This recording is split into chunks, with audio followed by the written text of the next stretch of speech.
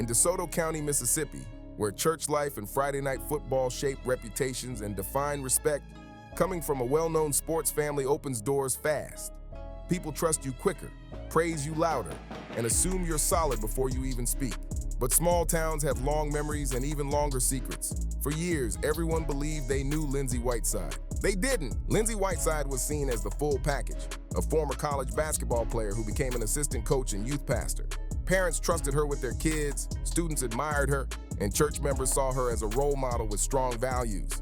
She worked closely with teenagers, guided them through school and faith, and projected an image of discipline, structure, and moral leadership that few questioned. That image didn't last. When serious allegations surfaced, Lindsey was suddenly pulled from the role of mentor and dropped straight into the middle of a federal investigation. The polished reputation cracked fast. Behind the smiling photos and clean resume was a situation that stunned parents, split friendships, and shook a church congregation to its core, all while involving a 15-year-old student at the center of the case. And the fallout didn't stop there. What shocked the community even more was how fellow teachers and members of the school board reacted. Letters of support flooded in on Lindsey's behalf, and some even testified for her almost immediately. This only poured gasoline on an already raging fire, turning the situation into a full-blown clash between furious parents and a school board that appeared detached, defensive, and unwilling to take accountability. Protect my daughter! This wasn't just controversy, it was a Southern scandal. Sweet tea, Sunday service, and blooming magnolias couldn't mask what was unfolding behind closed doors. The calm image of DeSoto County cracked under pressure, revealing something far uglier beneath the surface. This is the case of Lindsey Whiteside. Long before her name ever hit the headlines, Lindsey Whiteside was known for something completely different: basketball, church involvement, and a carefully polished reputation. Born and raised in South Haven, Mississippi, a suburb tied closely to the Memphis metro area, Lindsey grew up surrounded by athletics and faith. Her last name already carried weight long before she earned attention of her own. That legacy started with her father, Robert Shannon Whiteside, known to most as Han. Han Whiteside was born on May 9, 1971 in Tupelo, Mississippi, to Reverend Robert Whiteside and Martha Aldy. From an early age, he stood out. At Magnolia Heights Private School in Senatobia, he earned all-star honors in both basketball and baseball, making a name for himself as a multi-sport standout with discipline and drive. His athletic journey didn't stop there. Han went on to play tennis at Northwest Community College, then basketball at Millsaps College, before completing his degree at Delta State University. Coaching wasn't just a job, it was who he was. Over the years, he coached across Mississippi at Union High School, Oak Hill Academy in West Point, Central Holmes Academy in Lexington, Starkville Academy, and eventually DeSoto Central High School in South Haven, where he became widely respected. People described him as tough but caring. He was known for pushing uncertain teenagers into confident athletes while keeping structure and discipline front and center. Faith also played a huge role in his life. Han and his family attended Getwell Road United Methodist Church, also called Getwell Church in Hernando, where he served on the administrative council and stayed active in church programs. Sports and faith shaped everything. That foundation would later shape Lindsey's own public image, but her childhood changed forever when tragedy struck. On March 4, 2006, while Lindsey was still in elementary school, her father passed away after a battle with leukemia. He was only 34 years old. His funeral was held in the same church where he had taught and served, leaving behind 3 children and a massive legacy. Growing up without him left a mark. Lindsey and her siblings were raised in the shadow of their father's influence. As she got older, it became clear she wanted to stay connected to the world he once dominated. She attended local schools in DeSoto County and poured herself into basketball, playing intensely throughout her teenage years. Records and athletic rosters list her as a South Haven native and a committed player. She earned praise for her athletic ability and drive. After high school, Lindsey continued playing at the collegiate level, starting at Rhodes College before transferring to Lipscomb University. Basketball remained her lane, but the next phase of her life was already forming. Eventually, she returned home. In her early 20s, Lindsey came back to DeSoto County and transitioned from athlete to mentor, stepping into roles that closely mirrored the ones her father once held. By 2022, she had settled into a respected position within youth circles across the county, splitting her time between 2 powerful institutions that placed her around teenagers daily. She worked for DeSoto County Schools as an assistant girls basketball coach and served at Getwell Church, the same church her father had once helped lead, as a youth pastor and student ministries coordinator. To locals, she was a familiar and trusted presence. She spent time in gyms, locker rooms, group meetings, and organized youth activities. On the surface, it looked like a perfect continuation of a legacy.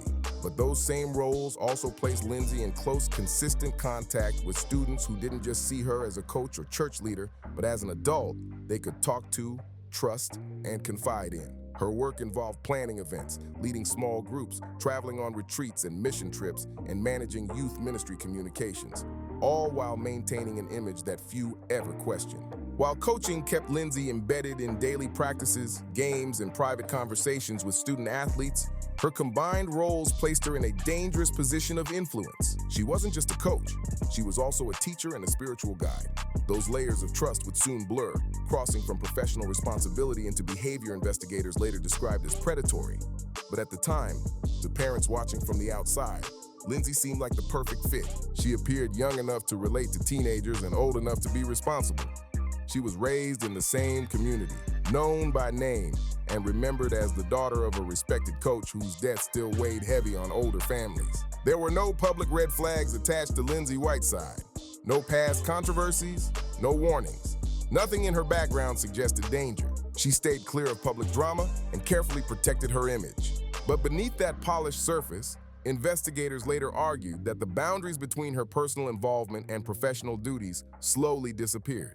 Disturbing patterns of contact developed quietly, unnoticed by those around her until it was too late. In the spring of 2024, while serving as a youth pastor and mentor, Lindsey began crossing lines that no adult in a position of authority should ever cross. And the system around her made it alarmingly easy. Her role gave her unchecked access to teenagers. She organized trips, supervised small group sessions, coordinated overnight events, and even decided seating arrangements during travel. It was during this period that Lindsey's communication with a 15-year-old girl in her youth group changed tone. What began as church-related check-ins shifted from pastoral to personal, and then into something far more troubling. At first, the messages seemed harmless. Texts sent after youth meetings, words framed as encouragement and care. But over time, the communication increased in frequency and intensity. The tone changed. Friends later recalled seeing Lindsey spending more time with the teenager, though no one questioned it back then. Adults praised her involvement. They saw dedication, not manipulation. Using the trust she had earned within the church, Lindsey slowly inserted herself deeper into the girl's life and into her family's trust. She gave the student noticeably more attention than others under her supervision, a detail that only stood out later. In private conversations, Lindsey reportedly told the girl she was her favorite student. Those conversations eventually turned toward topics that were not appropriate for an adult mentor. By the summer of 2024, the family's confidence in Lindsey allowed her to pick the teenager up from school, arrange outings, and supervise overnight trips without concern. Prosecutors later described this phase as hidden in plain sight.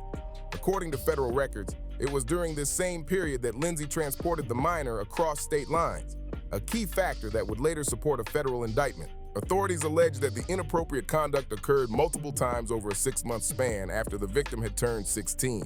Investigators say Lindsey was fully aware her actions were wrong. She allegedly instructed the teenager to delete messages to avoid discovery and avoided using church Wi-Fi or church-issued devices while communicating. These steps suggested a clear effort to conceal what was happening from church staff and leadership. The teenager, still years away from adulthood, had no real ability to challenge the situation. Lindsey was her mentor, her youth pastor, and a trusted authority figure. That power imbalance became central to the case and shaped everything that followed. Still, secrecy doesn't last forever. In late 2024, DeSoto County deputies received a report about an inappropriate relationship connected to the church. Investigators began reviewing digital communications involving Lindsey and the teenage girl. While it remains unclear who initially came forward, the messages uncovered were serious enough to prompt a full investigation. What authorities found pointed to an escalating and inappropriate relationship. Soon after, Lindsey Whiteside was terminated from her position. When evidence from the early investigation was finally presented to a DeSoto County grand jury, the case against Lindsey Whiteside became official. She was indicted on a state charge involving sexual battery of a minor, specifically a minor over whom she held a position of trust and authority. That detail would become the backbone of every legal argument that followed, and the reason this case hit such a nerve in the community. As proceedings moved forward, prosecutors revealed just how deep the situation ran. Investigators had collected roughly 64,000 pages of text messages, along with handwritten notes. The sheer volume shocked observers and painted a picture that went far beyond a momentary lapse in judgment. This was described as sustained, deliberate behavior. Not confusion, not a misunderstanding, and not a one-time mistake. Not that any version of it would have been acceptable. With the evidence piling up, Lindsey eventually entered a guilty plea to the state charge. If the story had ended there, prison time served and justice delivered, this case likely wouldn't have gained national attention. But what followed left many people stunned and furious. Instead of quiet accountability, Lindsey received vocal support. Teachers, school staff, and community figures didn't just submit letters on her behalf. Some took the stand to testify for her. One teacher even acknowledged that Lindsey's actions against the child were wrong, yet still argued that she wasn't a danger to anyone. That contradiction left many asking the same question: what exactly qualifies as dangerous, and to whom? The sentence that followed stunned nearly everyone watching the case. Lindsey received 3 years of house arrest, 7 years of probation, and mandatory registration as a sex offender. But no jail time at all, 0. For many in South Haven, that outcome felt impossible to accept. Adding to the outrage, Get Well Church remained completely silent. Throughout the entire process, the church issued no public statements and offered no visible support for the victim or the family. The sentence, plus support of Whiteside, sparked a day of protests. A group held a vigil in Hernando just hours ago. Our Ezekiel Telemaco joins us now. And Ezekiel, you talked to a former member of the church where prosecutors say Whiteside met the victim. Yeah, that's right, Pepper. That former church member spoke out at the vigil tonight. Now, she and others are calling out those who have shown up in support of Lindsey Whiteside instead of the victim. I attended church there. I couldn't sit in that same congregation anymore. Aubrey Johnson said she left Get Well Church Hernando after the Lindsey Whiteside case came to light. We went to Get Well Church Hernando, where Whiteside was a former youth pastor, to get their response. We were immediately kicked off of the property and they declined to make a comment. The church indicated that they had legal counsel telling them to not say anything, not even make a statement on it, which is kind of wild to me as well. Johnson says what's even worse is the lack of support for the victim. They didn't show up in court yesterday. They didn't show up. They didn't show up for the victim. The victim's aunt made a statement. I'm not sure if y'all have seen it, but she looked around and saw friends and family there to support, and not one leader of the church there to support the victim. Court records show Lindsey Whiteside, a former youth pastor at Get Well Church Hernando, was sentenced to 3 years of house arrest and 7 years of probation after pleading guilty to sexual battery of a minor. Johnson questioned how Whiteside got such a light sentence. Because so many people love her and loved that family that they just turned their blinders on and didn't want to see the truth. They just didn't want to see the truth in front of them. And I think some of them still have their blinders on. I do not know how. To many residents, that silence spoke louder than words. The community was already boiling over. People felt betrayed by a system they believed had protected a trusted youth leader instead of the teenager she was accused of exploiting.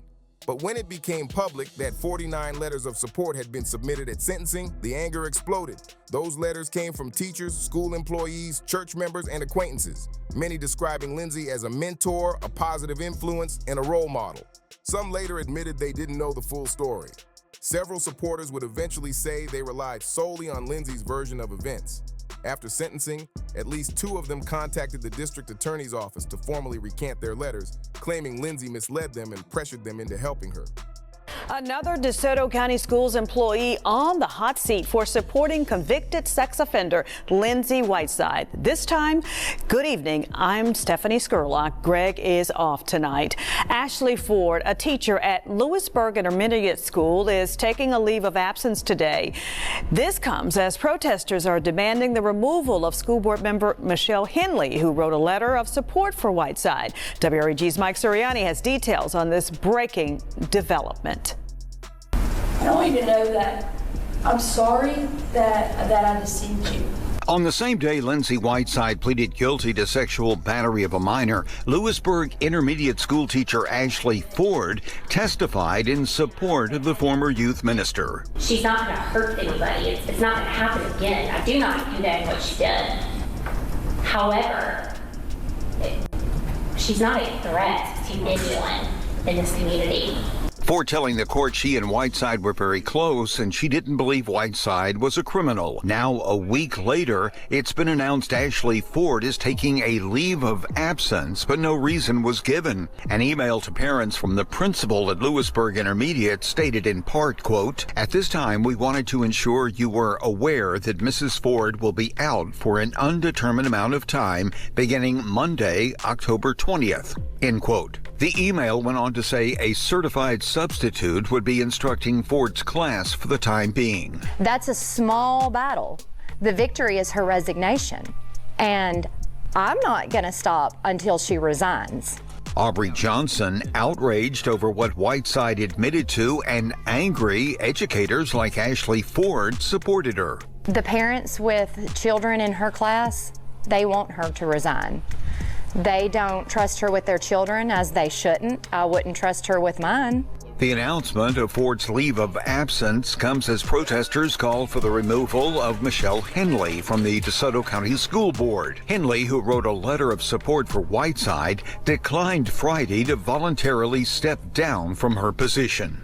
In a major development, a group called DeSoto County Parents for Accountability is asking parents to keep their children home from school countywide Wednesday, October 22nd, to get their message of concern across. One supporter described being under constant pressure. They said Lindsey repeatedly urged them to submit a letter directly to District Attorney Matthew Barton. Barton didn't stay quiet. He publicly condemned the sentence, calling it an absolute abomination of justice. He argued that the punishment failed to reflect both the severity of the abuse and the authority Lindsey exploited. Public frustration then zeroed in on Michelle Henley. Henley, a DeSoto County School Board member, had written one of the more prominent letters of support. The victim's parents publicly called for her resignation, accusing her of using the weight of her elected position to influence the judge at sentencing. Michelle didn't see it that way. She took to Facebook to defend herself, writing the following statement, which remains exactly as she posted it. Over the past few days, there has been considerable discussion on social media regarding my character and involvement in a recent matter. I would like to take a moment to share the facts directly. First, I wrote a letter describing a personal interaction I had with Lindsey Whiteside. In that letter, I mentioned that Lindsey had helped coach my daughter prior to basketball tryouts. At no point did I express support for her actions or endorse her behavior. For full transparency, I have attached a copy of my letter for you to review. Contrary to what has been claimed, I did not testify for the defense. I was subpoenaed by the district attorney to appear in court. While on the stand, I was asked whether I condone Lindsey's actions. My response was no. When asked about what her sentence should be, I stated that such a decision was for the judge to determine. DeSoto County has been my home for nearly my entire life. I take great pride in our community and in the years of service I have dedicated to it. My integrity and commitment to the people of DeSoto County remain steadfast. Thank you for allowing me the opportunity to clarify this matter. Despite that explanation, many felt Michelle's actions spoke louder than her defense. What shocked people most was that she publicly shared the very letter she had written to the judge. That letter began as follows. To the Honorable Judge Andrew Howarth, my name is Michelle Henley. I am a mother and member of the DeSoto County School Board. I am writing on behalf of Lindsey Whiteside. I have known the Whiteside family for many years. However, in the past 5 years, I have had the privilege of getting to know them better. And being on the school board, I got to know Gail better as well as her children. 4 years ago, I asked Gail if Lindsey would coach my daughter in basketball because she wanted to try out for the middle school team. Lindsey gladly agreed. She worked one-on-one with my daughter to practice and improve her skills. Lindsey was always encouraging, supportive, and helpful during their training sessions. She continuously gave my daughter pointers on how to improve her game while encouraging her every step of the way. When my daughter made the team, we sent Lindsey a text to tell her she was so excited for my daughter, and again encouraged her to keep working hard to get better every day. Middle school can be hard for a young person. I'm happy to say Lindsey's encouragement and support helped my daughter not only make the team, but have a wonderful middle school experience. Thank you for your time and consideration, Michelle Henley. For many watching, sharing that letter only made things worse. Instead of easing concerns, it reinforced the belief that influential adults had rallied around Lindsey, even after a guilty plea, while the victim was left largely unseen and unheard. Instead of easing the outrage, Michelle Henley's actions only made things worse. She called it a privilege to grow closer to Lindsey and her family. She openly praised Lindsey for how she treated her daughter and even suggested her daughter's success was because of Lindsey's influence. Over and over, she described Lindsey as encouraging and supportive. That praise left many parents asking the same hard question. Would Michelle Henley have been so supportive if her own child had been the victim? And with everything that came out, people quietly wondered whether there was really only one victim. After Michelle's letter became public, parents were visibly angry. Still, Henley stood her ground. She refused to resign from the school board and insisted she had done nothing wrong. We were told after the meeting that there would be a statement issued. A statement did go out.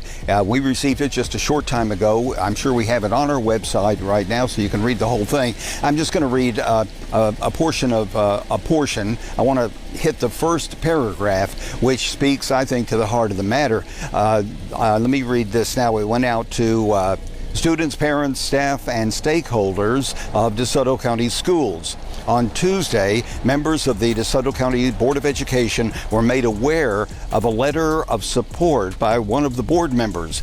The letter of support was for an individual that pled guilty to sexual battery of a child.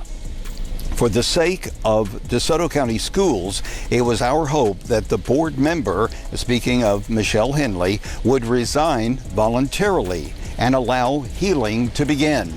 That did not occur.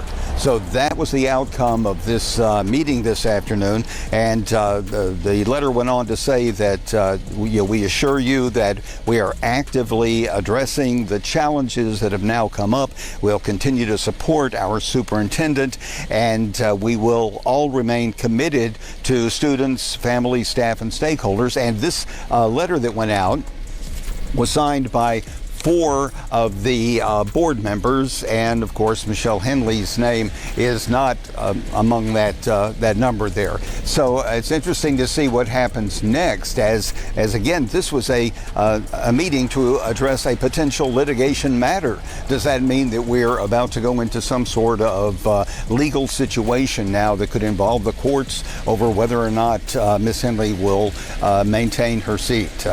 We will just have to wait and see, because this is just unfolding day by day. That refusal poured fuel onto an already furious community. School board meetings were packed. Parents lined up at the podium to voice their outrage. One parent said, "She's a sympathizer of people who hurt children.